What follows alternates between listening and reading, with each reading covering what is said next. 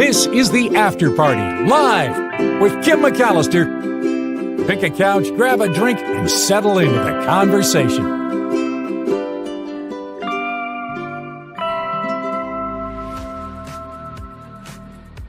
Welcome to the After Party Live. Thank you for hanging out and being here and spending your time with me today. I really appreciate it.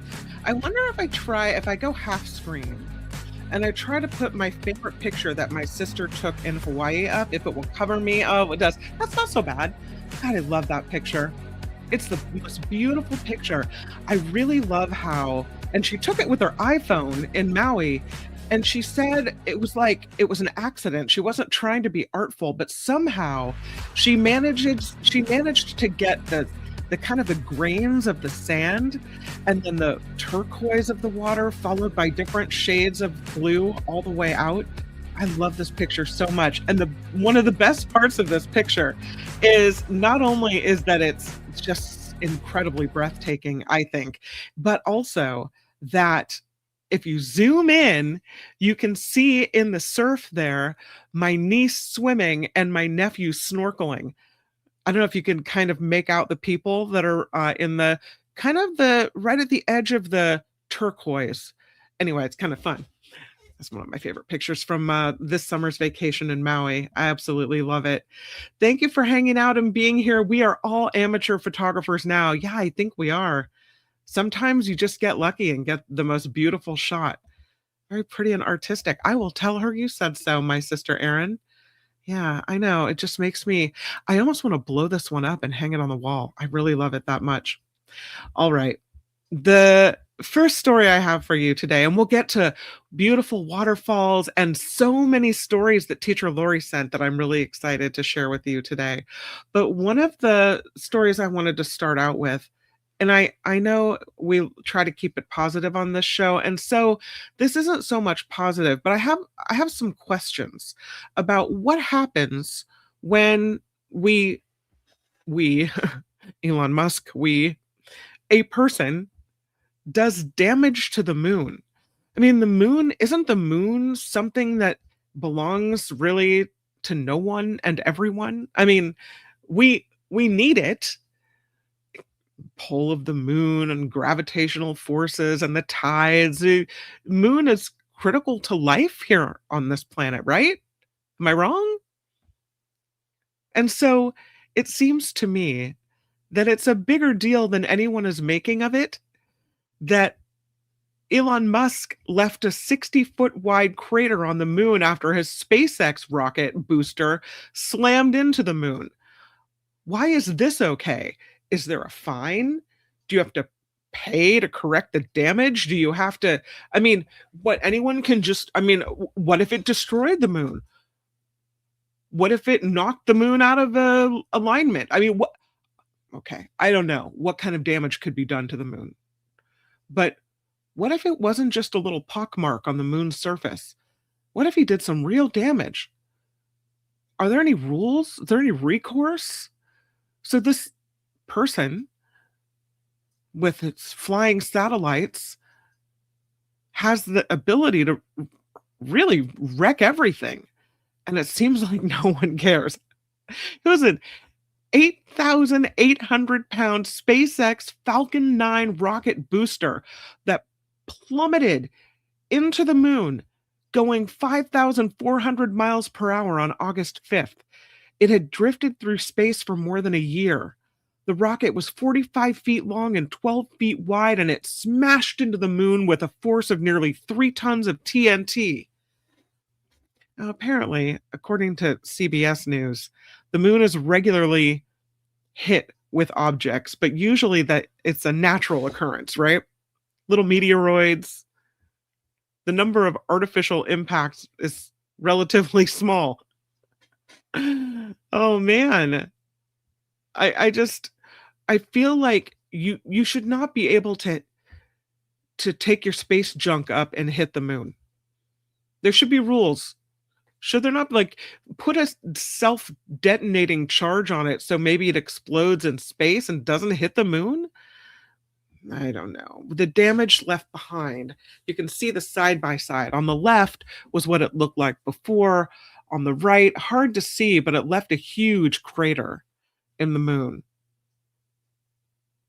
The darker lines are representative of an excavated material that was close to the surface.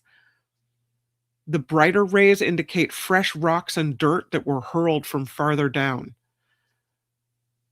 The collision was photographed, and the impact scene was seen here. And it's hard to see how much damage is really done here. Right? I mean, yeah. Basically, it carved out a new crater on the moon. He left a big dent in the moon. Perhaps scientifically, I don't understand that this is insignificant. A little dent on the moon, what does it mean? I just feel like maybe we got lucky with a dent on the moon. The next time, what happens? What happens when they start doing scientific experiments on the moon? What happens when something goes wrong? What happens when some bigger piece of Musk's space junk is catapulted into the moon? They were filming this up one side and down the other. Took them 6 days before the crash scene came into view, and they could beam back the photos. Oh. What can be done? What can we do? It's a 60-foot wide crater left behind on the moon. 60 feet wide. I just think it shows us that maybe we need some more regulations, maybe some rules about what you can do to a better story now. This is a red fox. I think we covered this right when it happened. But there are new pictures like this one that are so adorable of these 3 red panda cubs born at the Smithsonian Conservation Biology Institute this year. There are 3 cubs, 2 of them twins. They're healthy. They're being cared for by their mothers.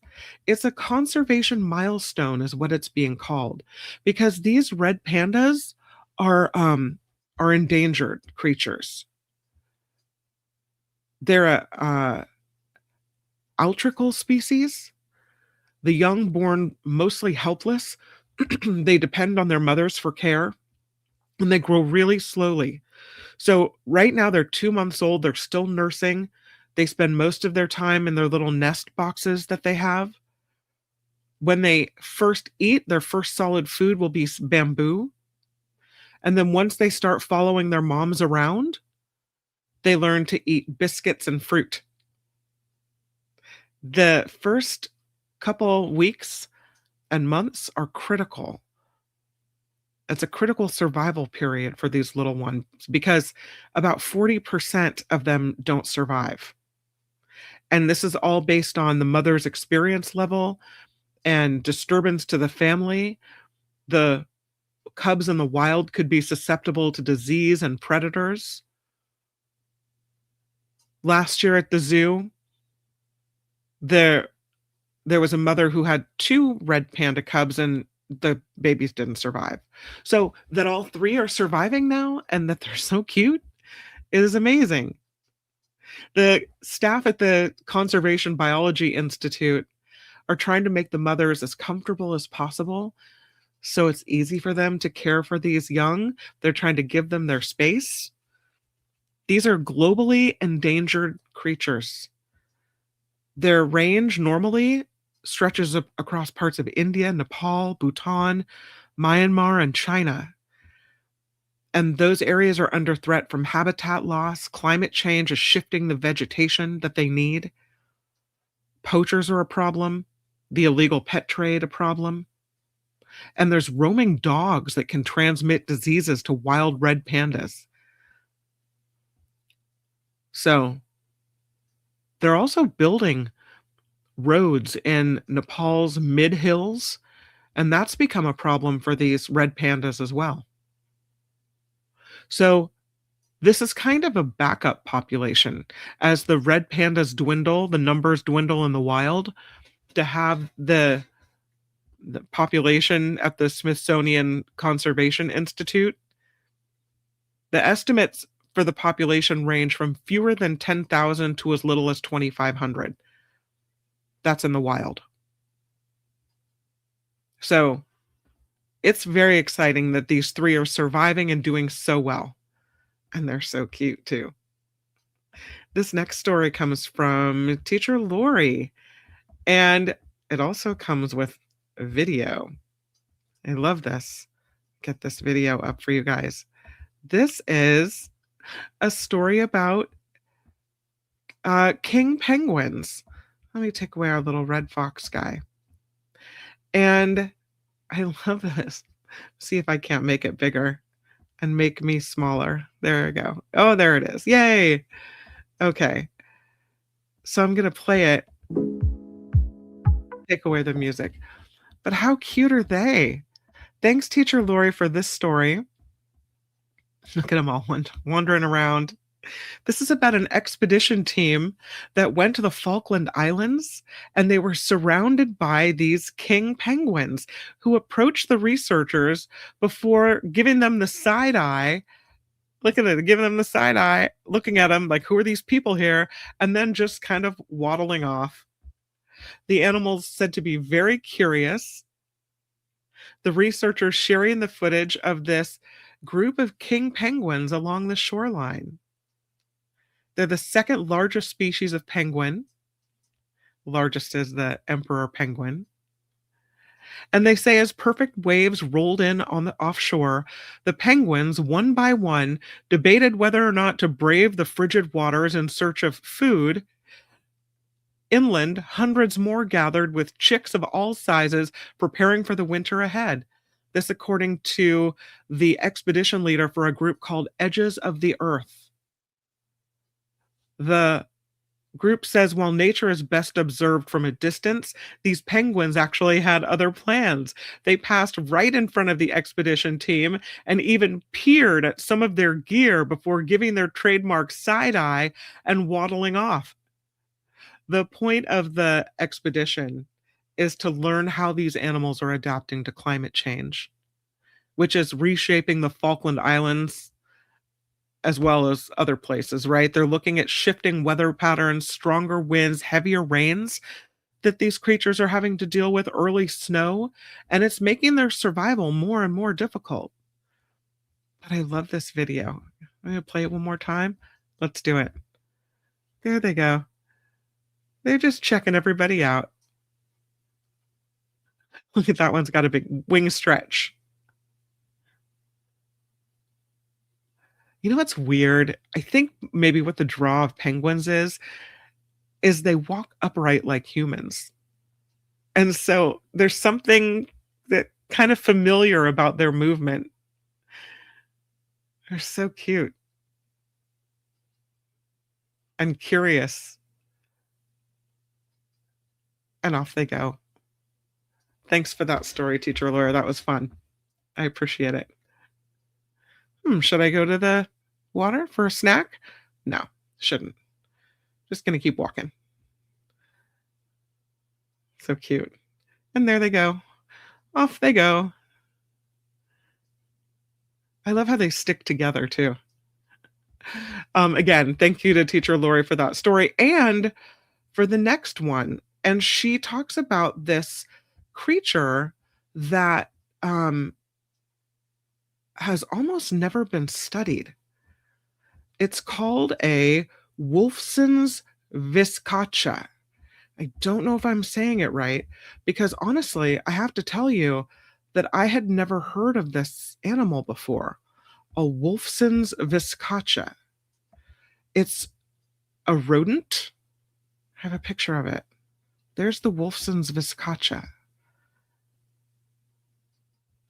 It almost looks like a giant chipmunk, kind of. This is one of the animals that has almost never been studied. The story from Teacher Lori from BBC Wildlife Magazine. This animal Looks like a cross between a chinchilla and a rabbit. Easily identifiable by its orange clay coloration, its short blackish ears, and its bushy tail. And it is only found in the high altitude Andes of Patagonia in Argentina and Chile. And so it's exceptionally hard to study this creature. And because of that, it becomes one of South America's least understood species. And according to these researchers, until recently, they managed to get a hold of one. Very little was known about its population, distribution, and about the threats to this creature. There is a project, though, that is trying to change this by sending out a team of researchers to study this animal, being called very elusive. Here's the quote from the leader of the research team. They said, "We started this work because almost nothing was known about Wolfson's vizcacha. People often assume that if a species is classified as data deficient, that it's safe, but that isn't true. We know now that the species occupies a much smaller area than previously thought. It faces multiple threats, and it has disappeared from places where it was recorded to be in the past." So they surveyed about 66 sites in the remote mountains of Patagonia. The conditions were extreme. There was no electricity. There was limited internet access. They had to break through ice blocking a river so their vehicle could forge ahead. They said there were days where we were driving for 8 hours through rocky terrain, sleeping in tents for more than 2 weeks, dealing with freezing temperatures and strong winds. When you climb out onto a mountain ridge and there's no one else for miles, you're looking at one of the wildest landscapes on Earth and watching a species that almost no one has ever studied.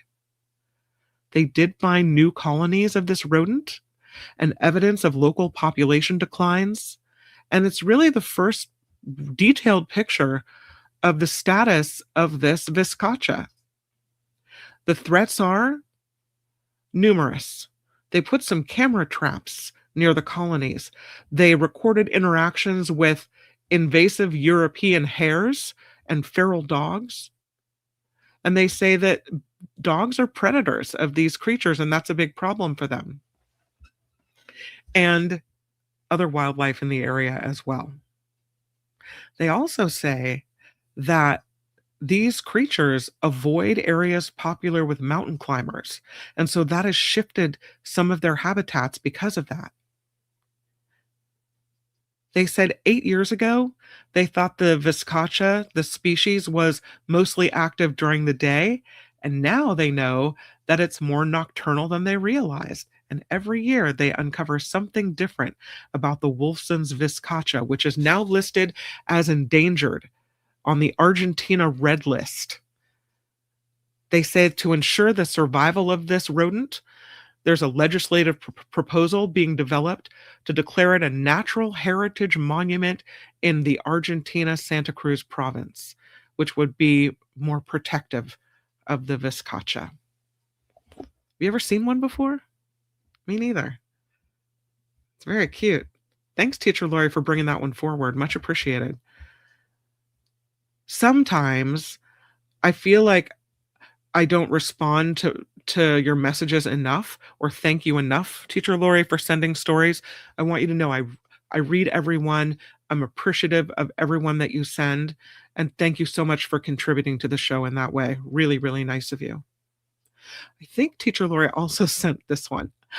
I love this next story, and it's about AI. See, it's 3 in a row from Teacher Lori. Isn't this awesome? This one is about the maybe over-reliance on AI especially when it comes to the classroom. I think what we know is that AI is not really ready for prime time. As evidenced by this map, it's hard to see. I don't know if you can see this map. Maybe you can blow up the screen a little bit. But this Kentucky middle school sent these kids home on the first day of class with some AI-generated educational materials. And AI was on a full-blown hallucination that when those materials were created, the maps are labeled with states like, and I'll put this in the, it doesn't, so you can see it because I think it's hard to see on this picture. Here's how they spelled some things. This is thanks AI, which shows me that, it's not ready. North Dakota, Oklahoma. You see the misspellings down there? No AI, no. Why you got to do that? No thanks. Yeah. It's a problem. We're just not ready. That's not the only mistake either. I think it's the funniest. This happened at Farnsley Middle School in southwest Louisville in Kentucky. The kids came home with packets of AI hallucinations on the first day of the school year. Of course, there's this map of North America with some massive misspellings, some cities misplaced, territories that don't actually exist. Oops. Kentucky was mislabeled as Veneki. States like Texas and Louisiana were renamed as Taxas, Taxas, and Lucum. North Dakota, you can see. Arizona, with an E on the end. New Mizone instead of New Mexico. And even when AI got the names right, the locations were all mangled up. Cuba's capital city of Havana, was now on Mexico's Yucatan Peninsula instead. And AI apparently is taking a page from He Who Shall Not Be Named on this show. Michigan and California didn't merit any names at all. This is the mythical land of AI. No. And of course, parents are like, what even is this? Taking pictures, posting it on social media. Is it just silly AI hallucinations? And the question I have is, if you're a teacher printing out this packet and you want kids to take this home and study it, did you not look at it first? Did you not look at it before you printed it? I mean, are we just blindly trusting AI now? I expect better of teachers. No. The mistakes are called egregious, especially if this is the quality of material used to educate children. They say it's no wonder students in the United States are performing worse on standardized testing than almost ever before. And maybe this is part of the grander plan, right? Some in the powers that be say, I like the uneducated. Keep people stupid. Uneducated. I don't know. I don't know if it's part of a grander plan or if it's just a really silly mistake. There were other parts of this packet too that had scientific mistakes. The periodic table of the elements had the wrong mass for magnesium. A map of the solar system labeled Mars as Mark with a C on the end. not even a K like Mark Thompson. Planetary distance, our temporary Earth equator, the elements. I mean, I can't even read it to you. It's gobbledygook. It means the quote on the packet, it makes no sense at all. Imagine if you're a kid struggling to learn and they put this equator, the elements, and registium, org-toed dishlings. I mean, it makes no sense. This is what's on the packet. Crazy. I don't know what you do if you're a parent and this comes home, other than make fun of it and post it on the internet as these people did. I think I'm certainly, and I'm a first, like, let's talk to the teacher, but I'm not. In this particular instance, I'm going straight to the top. This is a no-go for me. No can do. Thank you, Teacher Lori, for that story as well. You talk about these mummies found in an Egyptian tomb. Kind of an interesting one. I like that they have a real picture of the skeletons, but I like this better because we don't have to see the real remains of human beings. But at least 20 people and one dog were found in this ancient Egyptian tomb. 300 years of mummies piled in here at the Theban necropolis chamber, where there's a bunch of different chambers. But this one is interesting and different. There's a royal, usually for, when you look at an Egyptian tomb, it's a royal figure interred with their arms crossed, put in and detailed and decorated in a sarcophagus. But this is just one of the burial traditions. I mean, if this civilization stretched on for more than 3,000 years, right? And so you find some different, maybe older, maybe different types of people buried in some of these chambers as well. And it looks like the funerary rites shifted over the generations, where this single tomb they found hosts a diverse collection of mummified remains spanning over a 300-year period. They did a study on it. It's published in the journal Frontiers in Environmental Archaeology. A team from Spain's University La Laguna did this work. They said the remains are located in a chamber of 3 in this tomb in the Theban necropolis, which is a complex containing more than 400 burial sites right near the Luxor pyramids. The arrangement of the mummies over time shows careful planning and attention to religious subtext as well. One of the researchers said the detailed study of the bodies indicates neither chaotic accumulation nor a loss of the original ritual over time.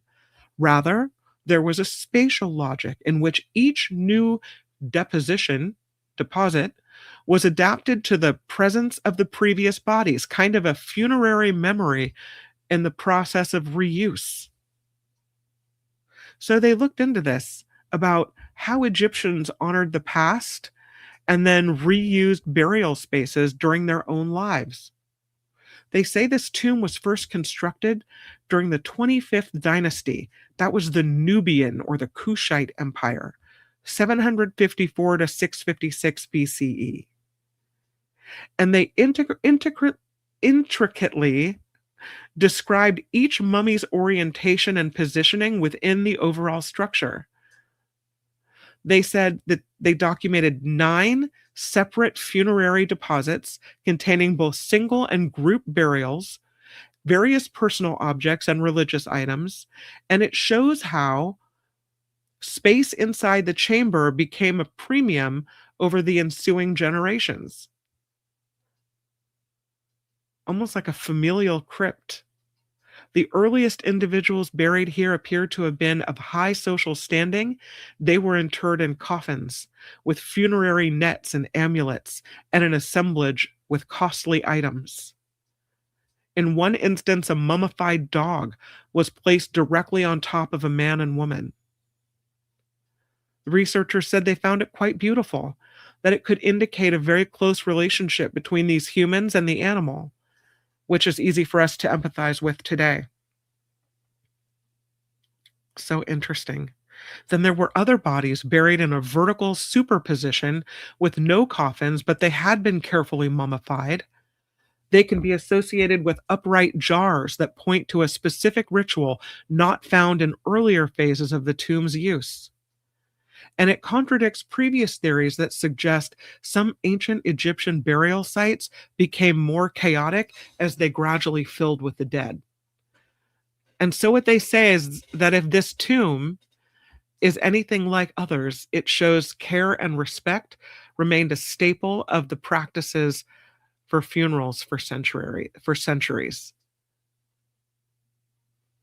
It's making them reinterpret these ancient Egyptian burial grounds.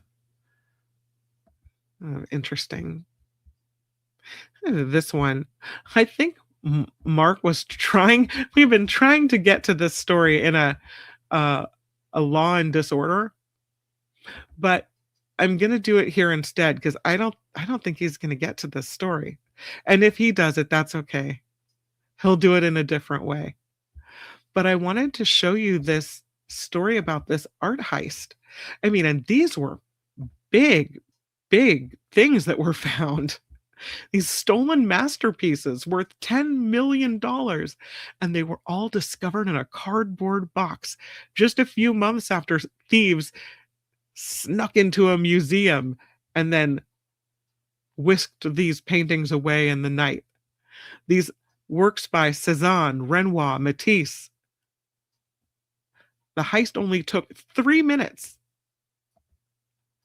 The burglary happened in northern Italy. I mean, imagine being able to walk away with this level of works. The security footage shows thieves quietly removing 3 pieces from the wall. The artwork worth more than $10 million, and the thieves vanished within 3 minutes.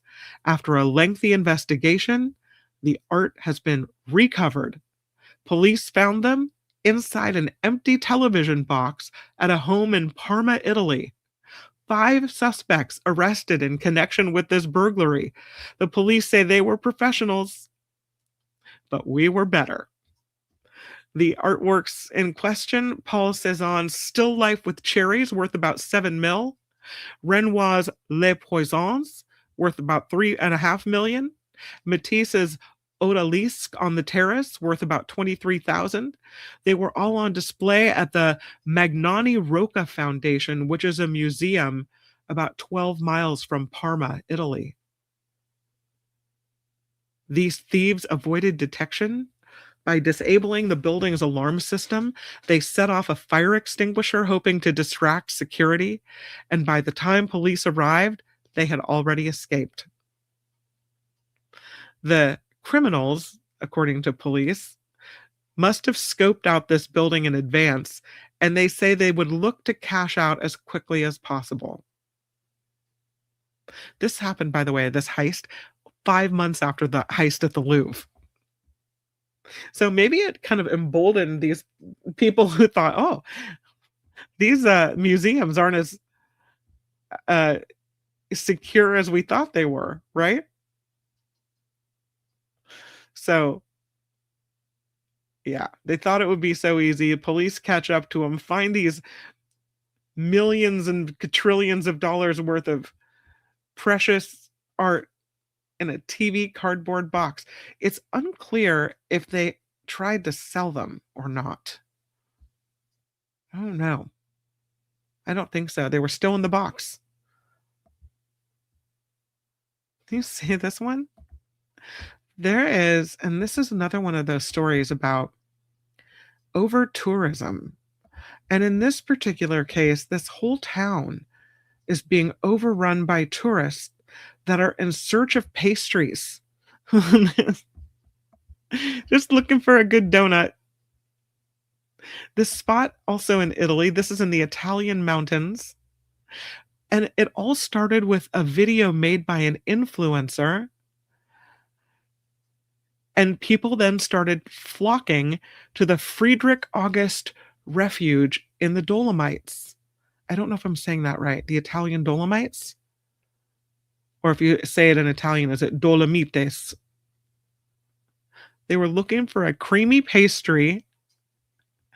The video made it so that tourists ventured en masse to the Friedrich August Refuge. It's about 7,500 feet above sea level.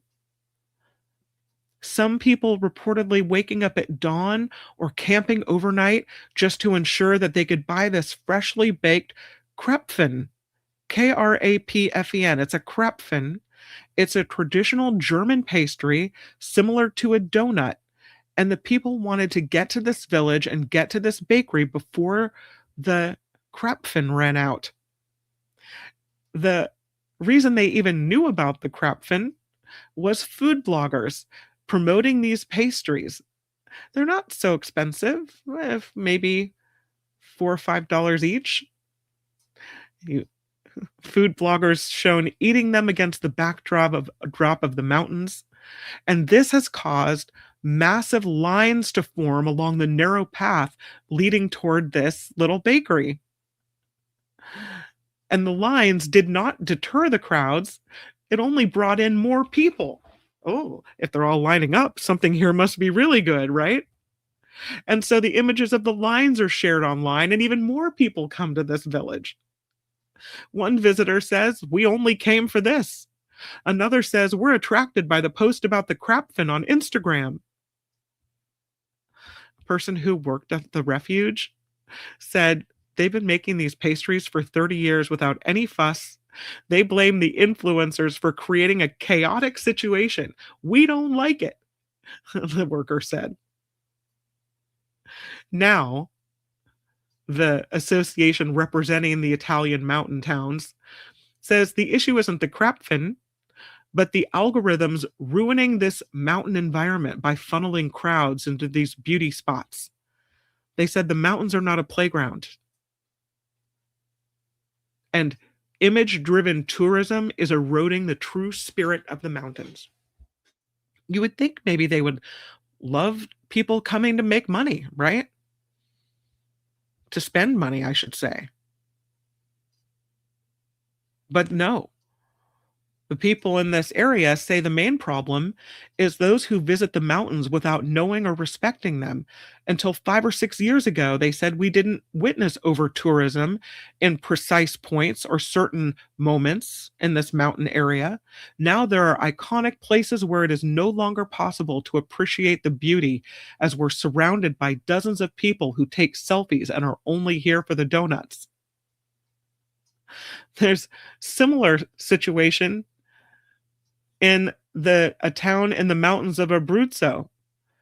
Day trippers descending on a resort in droves after a TikTok video on the ski slopes there. Some of these little places can't handle all the crowds like this. Just leave the donut people alone. Let the crapfin be. I don't know if you've ever tried to write really small. I witnessed my daughter doing this when she was allowed to use a 3x5 card on a test. The teacher said you can bring one 3x5 card with your notes. So choose carefully what you intend to write down on your 3x5 card because you can't write everything. So you just have to write some of the certain things that maybe you won't remember, like dates or what have you. And I thought, first I thought, oh, they're going to let you bring notes to the test. And then I realized if you have to really think about what you're going to write down and then you're writing it down, it's like another learning tool, right? She's kind of making them do some extra research. And sometimes when you write things down, you remember it better.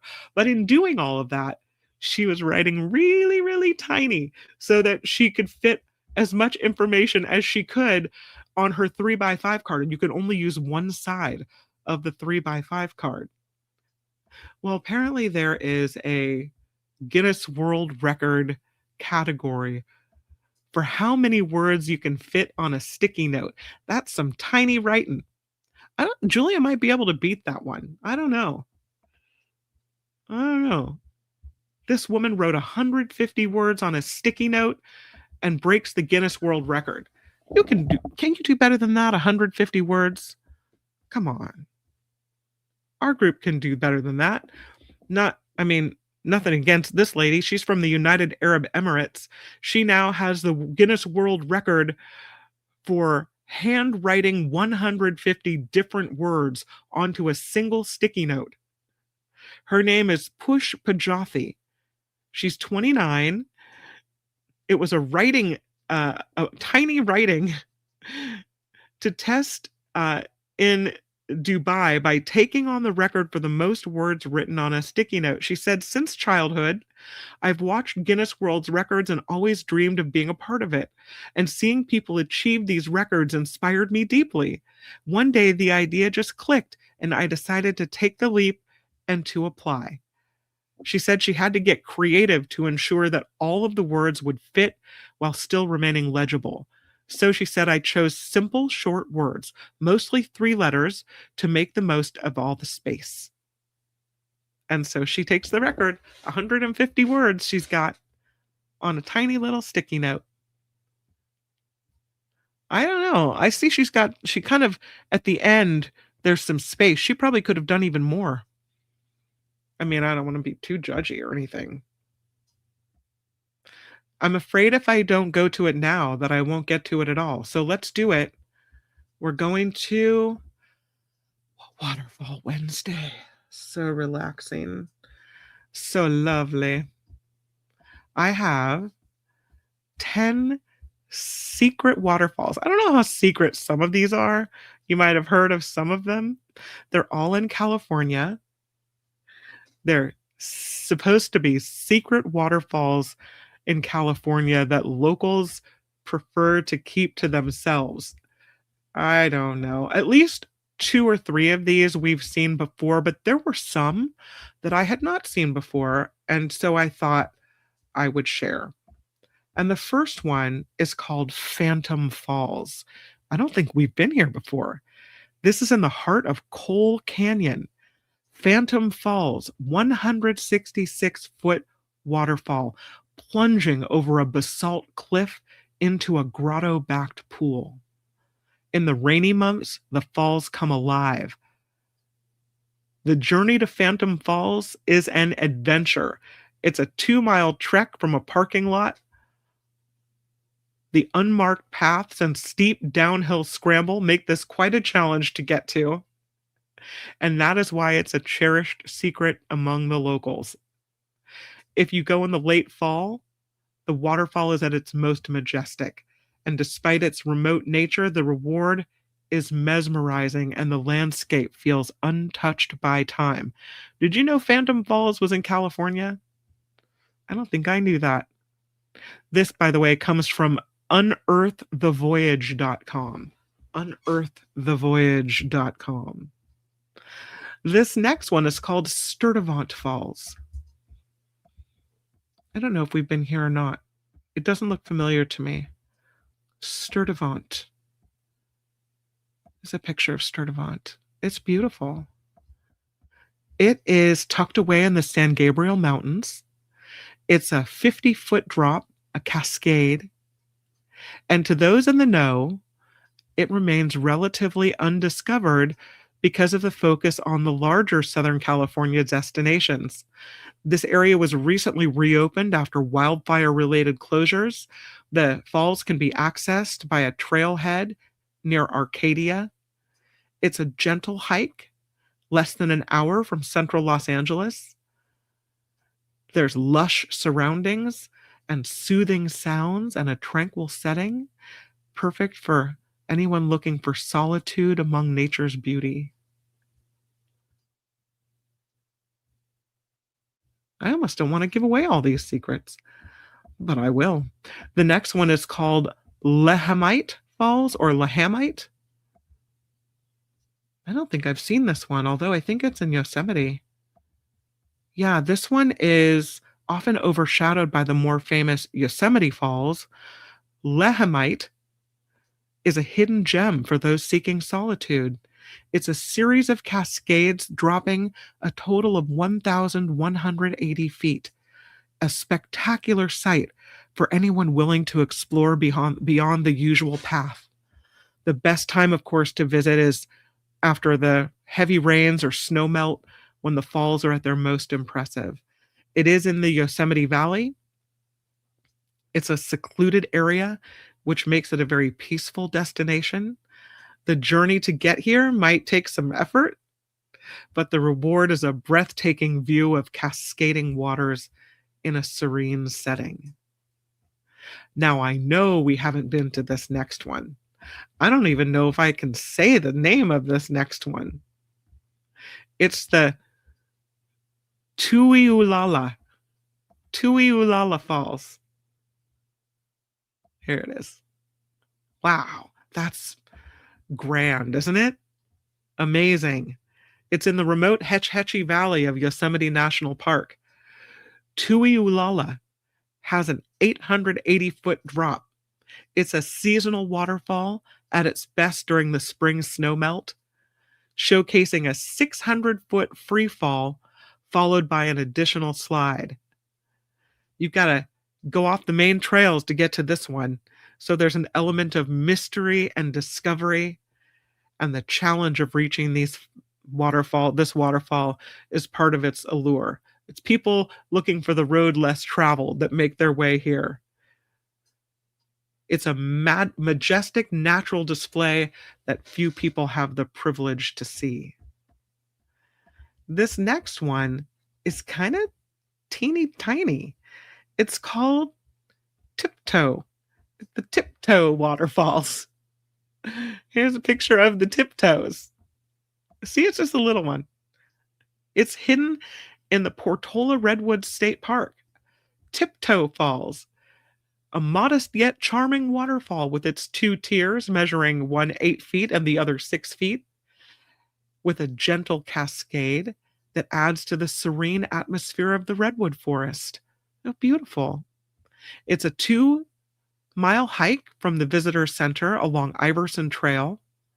Surrounded by lush moss and towering redwoods, Tiptoe Falls provides a peaceful escape, allows you to pause and enjoy the simple beauty of nature. Did you know that was in Portola Valley? Maybe you walked by it or hiked to it. I don't know. This next one, also gorgeous. I didn't know this one was in California. It's called Etiwanda. This is the Etiwanda Falls. It's in a preserve near Rancho Cucamonga, the North Etiwanda Preserve. And Etiwanda Falls is a lesser-known waterfall hidden in a secluded canyon. It's a multi-drop waterfall, and accessing it involves hiking through side canyons. It can be a rewarding destination for the adventurous, and of course, as the others, best viewed after rain or during the wetter months. It's called a picturesque sight, with cascading waters creating a tranquil oasis amid the rugged landscape. That's Etiwanda Falls. Now, I know we've been to the next one, but it never gets old where the water meets the sea. And I don't know if this one could be called a hidden waterfall. I don't know. I think it's pretty popular. This one is called Alamir Falls. Of course, it's on the Point Reyes National Seashore, one of the few tide falls in the world, where the waterfall plunges directly into the ocean and on the beach below, creating this mesmerizing sight where the fresh water meets the ocean. It's an 8 to 13 mile round trip hike to get here, but Alamir Falls is called a true hidden gem, with a steep cliff section adding some adventure to your hike. They say the waterfall is best visited during low tides to fully appreciate its beauty. I have not seen this one, but it's so green and lush and beautiful. This next one is called Mossbrae Falls. More wide than it is high. There it is, Mossbrae. In the Dunsmuir area of Northern California, kind of near the Redding area, right? Mossbrae is a captivating hidden landscape where water emerges from lava tubes, cascading over mossy cliffs into the Sacramento River, creating this scene they say is straight from a fairy tale. The beauty of Mossbrae Falls is undeniable, but accessing it is fraught with challenges because the path follows active railroad tracks and trespasses on private land. So it's not only dangerous, it can be illegal to take this hike to get to Mossbrae, which is why we're so lucky to see a picture of it. Anyone who makes the journey, though, they say is rewarded with a rare, enchanting sight, though caution is advised. I don't think we're going here, but it sure is cool to know it exists. This next one is hardly hidden. I mean, I don't want to be too complaintive or anything, but Bernie Waterfalls is not a hidden waterfall. Is it? Bernie Falls? Yeah. They say Bernie Falls is well known, but the adjacent Brandy Creek Cascade that you can see here offers a more secluded experience. It's located in the MacArthur Bernie Falls State Park, and the lesser known side trails lead to smaller cascades that give you some solitude and some tranquility. So, if you explore the back trails and side creeks, you get to this series of cascades. They say it captures the essence of untouched nature, and the gentle sound of water and lush surroundings create a peaceful retreat, inviting visitors to experience a different side of the park's natural beauty. And the 10th one on the list, also beautiful, and I have not heard of this one. I don't think we've been here before. This is called Hedge Creek Falls. Here it is. Gorgeous. It's right near the Shasta area. Hedge Creek, quaint yet picturesque, often overlooked because people are headed to the larger waterfalls. This one is a 30-foot tall cascade with a unique tunnel that allows you to walk behind the falling water. I'm all for that. It's a short walk from the parking area to the falls, and you get to see this enchanting scene hidden behind a bluff. And the ability to pass behind the waterfall adds a sense of wonder, giving you a rare perspective. Hedge Creek's charm, they say, lies in its simplicity, offering a peaceful escape into nature. And that is Hedge Creek Falls in the Shasta area. We might actually make a trip to that one, very close to the parking lot, and you can walk behind it. Sweet. If I was going on a waterfall day trip, this one would definitely be on the list. Absolutely. Those are the 10 secret California waterfalls the locals don't want you to know anything about. We'll roll over it again. Phantom Falls, Sturtevant, Lehamite or Lehamit, Tuualala, Tiptoe, Etowanda. Makes me think of Tawanda. Alamere. That's not secret. Mossbrae.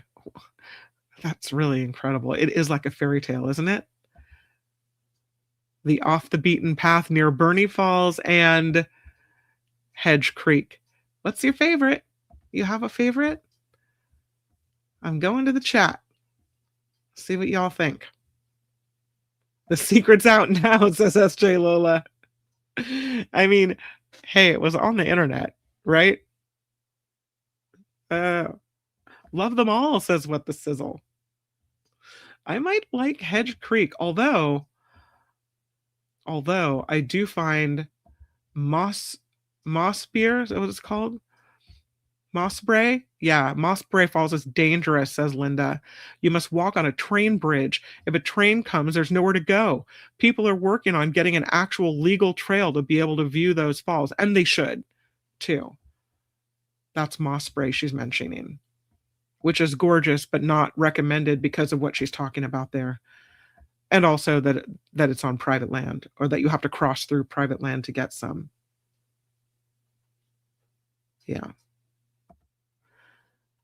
Christine and I did make some waterfalls in Tasmania in the winter, very cold, but so lush and rainforest, and I want to go again.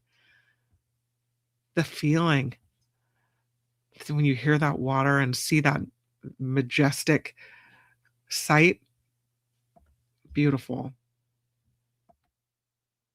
A lot of people liking them. Weekend at Bernie Falls, says What the Sizzle. Can't pick a favorite, says Nullifidian. They're all so beautiful. Maud says, of course, it's Point Reyes, right? Where the water meets the sea at Alamere. I know, it's a nice one. Hedge Creek, says Mindy.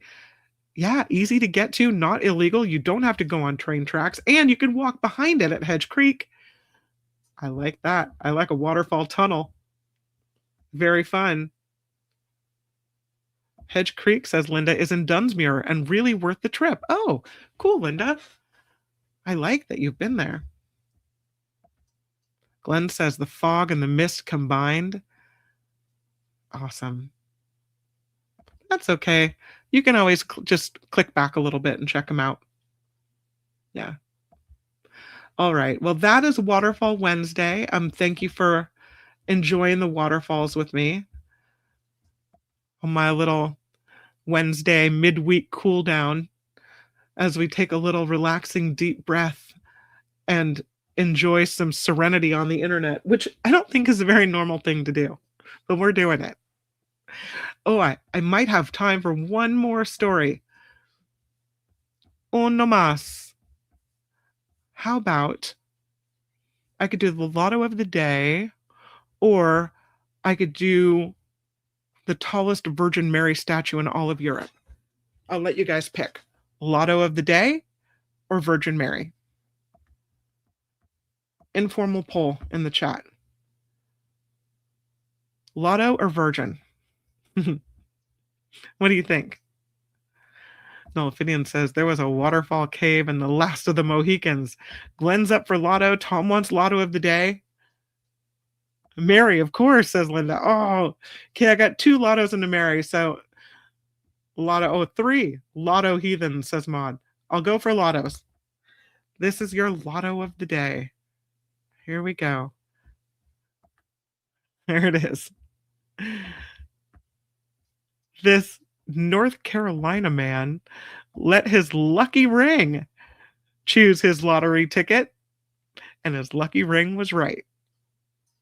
A man from Willow Springs, North Carolina. His name is Shaheem McNeil. I don't know if I would have given my whole name to the newspaper. Said he visited the Sheets, Sheetz, on North Main Street. That's the name of the store, the Sheets. When he felt the urge to play the lottery. Sometimes you got that feeling. Something told me to play, he said. He revealed that he chose his ticket by hovering his hand over the tickets and buying whichever one his lucky pinky ring landed on. It was almost like he played Ouija board with the lottery tickets. Oh, lucky ring, which ticket shall we take? He landed on a 20 times the cash scratch-off ticket, and it turned out to be a winner, $250,000. He said it was absolute excitement, pandemonium. He said he plans to use some of his prize money to buy a Honda. There you go. That's an expensive Honda. One more. This Ohio player won $10,000, which is nice, but he did it on his 18th birthday. 18 is when you're legally an adult, and it's also, unlike 21 when you can legally drink, the age at which you can legally buy a lottery ticket. So this man, identified only as Austin, smart move, stops at a gas station just after midnight on his 18th birthday. And he said he and a friend stopped at a gas station, and he decided to buy a scratch-off lottery ticket as sort of a joke, since it was finally legal for him to be able to do so. So he selects a $20 300 million Diamond Dazzler game ticket, and his beginner luck pays off. He walks away with a $10,000 prize. His buddy, who's a year older than him, joked, "This is not how adult life goes. Don't think this is how things are going to go all the time." Who knows? Maybe he's one of those lucky people who just stumbles through life with luck happening, like Forrest Gump, right? Oh, 18th birthday winner. Nice. And those are the lotto stories of the day. All right. I feel very lucky, speaking of luck, to have Glenn along for the ride. One word, let's be kind to her. Right governments. I missed the conversation about that. Who was being mean to people? I don't know. I missed it. If you want to tell me in the chat. Thank you for the $2 Australian. Much appreciated. I know Glenn is hoping to kickstart contributions to the show with that, and I just so appreciate that so much. So thank you, Glenn, for always being so generous and kind and being such a lovely part of this After Party Live community and coming on the show with me. I appreciate you a lot. Thank you also to everyone who contributes to the show PayPal, which all the information is in every show description and in the About tab with a live link. Wes throwing down this week with a contribution. Meredith coming in. Really appreciate it. Delette, Scott R. Huge thank you to the contributors that keep this show going, the little show that could. And thank you to Glenn as well. Cal, go back in the comments and try to find what you're talking about. The government is not kind to her. I don't know. I'm not sure. I must have missed it. Oh, taking care of our Mother Earth. The government is not kind to her. Yes. Now we'll go back to the one world. Let's be kind to her. Right, governments. Yes. Thank you. Absolutely. Let's be kind to her and save our waterfalls and our beautiful creatures and our red pandas and our weird rodents in the middle of nowhere, right? Yeah. Oh, Maud. Long lunch break. My boss is going to freak out, but you're worth it, lady. Don't get fired, Maud. No. Back to work you go. All right. I'm sorry. I let the show go on way too long, but I love spending time with you. I'm so grateful for your support, for all the stories. Thank you, Teacher Lori. Thank you, Glenn. Thank you, everyone that contributes to PayPal. And be kind to Mother Earth. I knew what you were saying. All right. I'll see you tomorrow. David Katz is on the show. You know who else is on the show tomorrow? The Mark Thompson Show? Professor Andrew Fracknoy will be here or there on the Mark Thompson Show. And here it's Trivia Thursday and also News That Made You Drink, the Nikki Maduro Show at 5 p.m. tomorrow on Thursday. So I'll meet you back here on the internet for Thursday fun. For now, bye-bye. The After Party Live would like to thank the following contributors and viewers like you.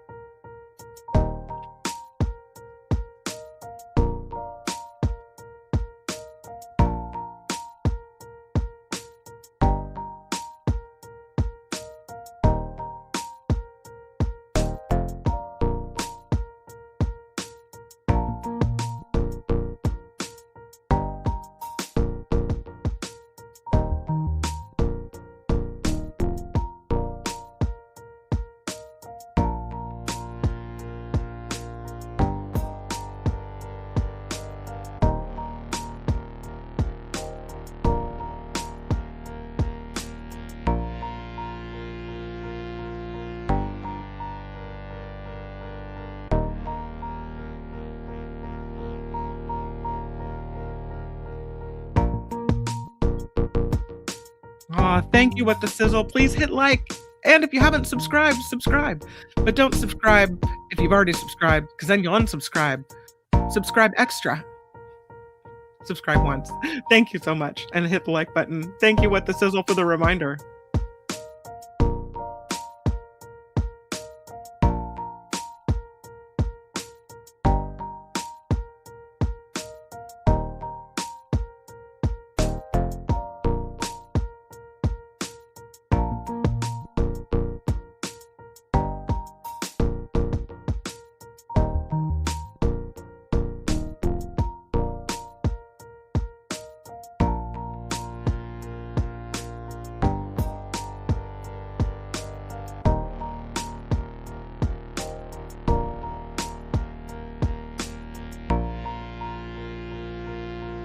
Yay!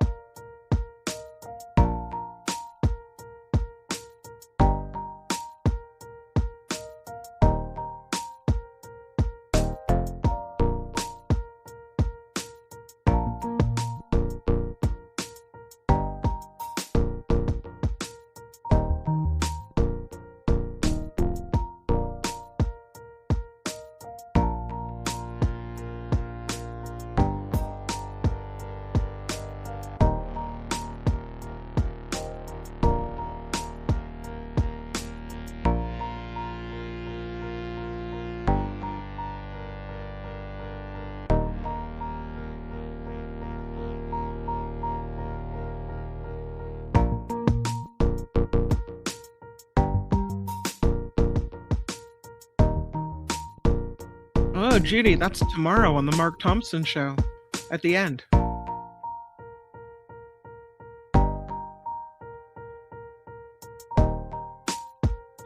Hi, Elise. The pictures were amazing. Loved it. Sorry about the ride home, but I'm glad you made it back.